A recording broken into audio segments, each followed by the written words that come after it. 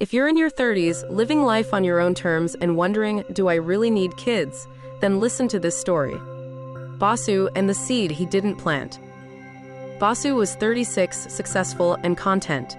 He lived in Toronto, had a cozy loft filled with art and books, and worked as a creative director at a design agency. He traveled when he wanted, slept in on weekends, and had deep conversations with friends over wine and jazz. He was free. He also had no plans for children. "I'm not built for it," he'd say, diapers, screaming, "giving up my quiet mornings, not for me." His friends were split. Some agreed, others, deep in Parenthood, tried to convince him otherwise.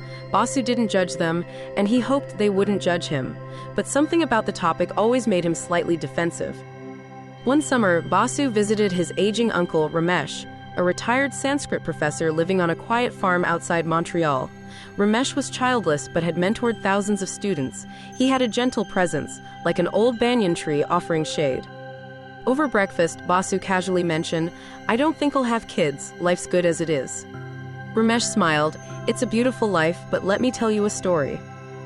He led Basu outside to a small garden. At the center stood a tall flowering tree, bright and humming with bees.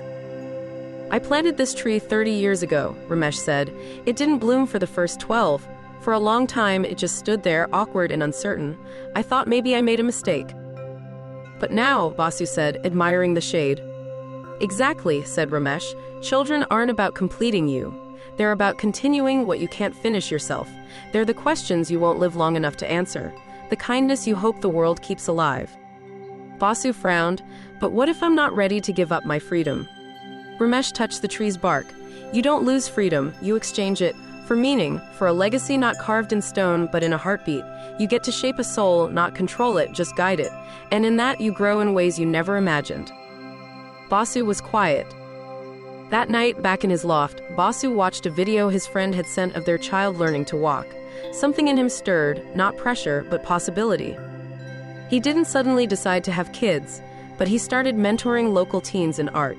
He started noticing how much he had to give, not because he lacked, but because he had more than he realized. And maybe, just maybe, he began to feel ready to plant a seed. Moral of the story: children aren't a checkbox on life's list. They're a continuation of your deepest values.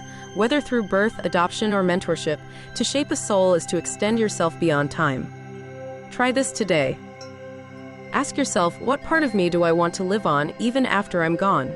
Find one way to pass that on, whether to a child, a student, or someone younger who looks up to you.